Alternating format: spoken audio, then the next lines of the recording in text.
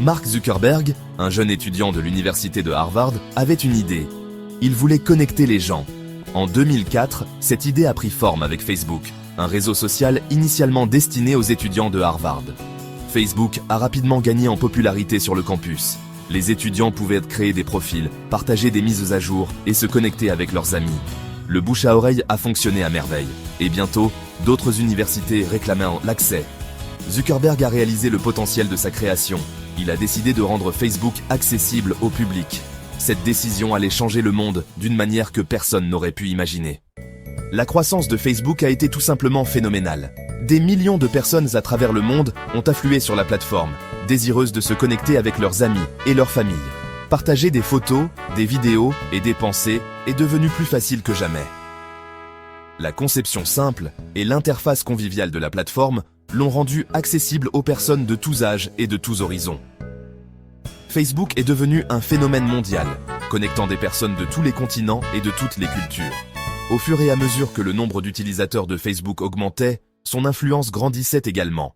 Il est devenu un outil puissant pour la communication, le partage d'informations et même l'activisme social.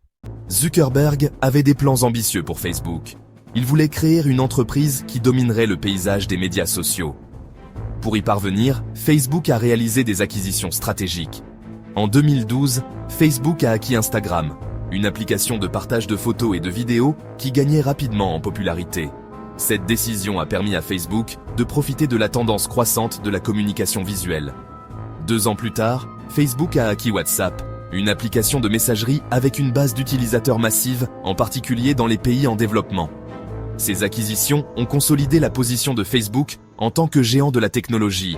À mesure que le pouvoir et l'influence de Facebook grandissaient, la plateforme devenait un acteur incontournable dans le monde numérique.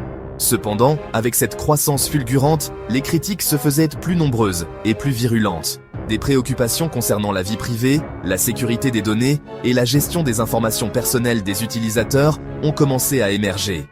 La propagation de la désinformation et des fausses nouvelles sur la plateforme a également suscité de vives inquiétudes. Les critiques ont soutenu que les algorithmes de Facebook créaient des chambres d'écho, où les utilisateurs étaient exposés uniquement à des contenus qui renforçaient leurs croyances existantes. Cela a eu pour effet de limiter l'exposition à des points de vue divers et de polariser davantage les opinions.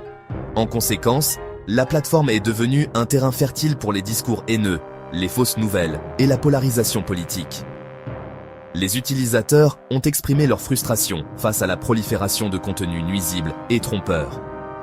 Facebook a été accusé de ne pas protéger adéquatement les données des utilisateurs, ce qui a conduit à plusieurs scandales de violation de données. De plus, la plateforme a été critiquée pour avoir permis l'ingérence électorale, affectant ainsi la démocratie dans plusieurs pays. La réputation de l'entreprise a été entachée par des scandales et des controverses qui ont fait les gros titres, mettant en lumière les défis auxquels elle doit faire face. Malgré tout, Facebook continue de jouer un rôle central dans la manière dont les gens communiquent et partagent des informations à travers le monde. Le scandale Cambridge Analytica. L'un des plus grands scandales à avoir frappé Facebook a été le scandale Cambridge Analytica en 2018. Ce scandale a révélé des pratiques troublantes concernant la manière dont les données des utilisateurs étaient collectées et utilisées. Les révélations ont secoué non seulement le monde de la technologie, mais aussi le domaine politique et la société en général.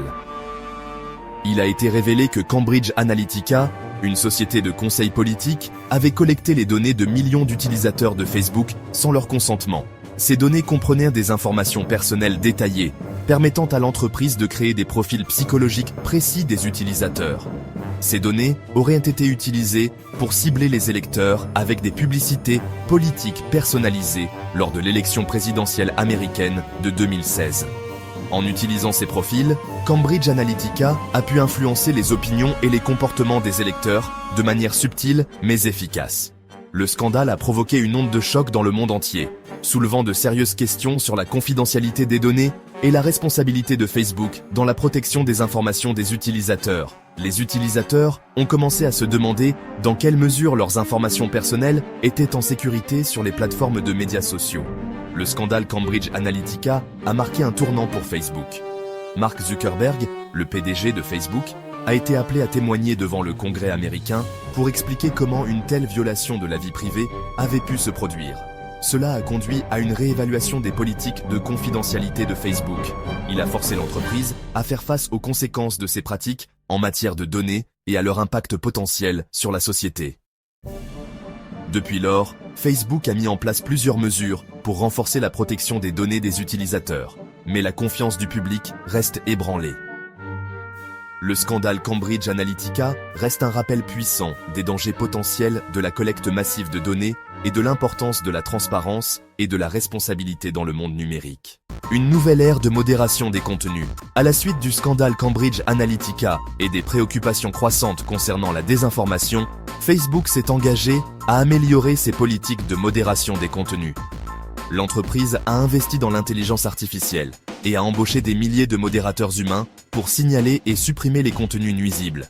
Facebook a également établi des partenariats avec des organisations de vérification des faits pour lutter contre la propagation des fausses nouvelles. Cependant, ces efforts ont été critiqués par les deux côtés du spectre politique.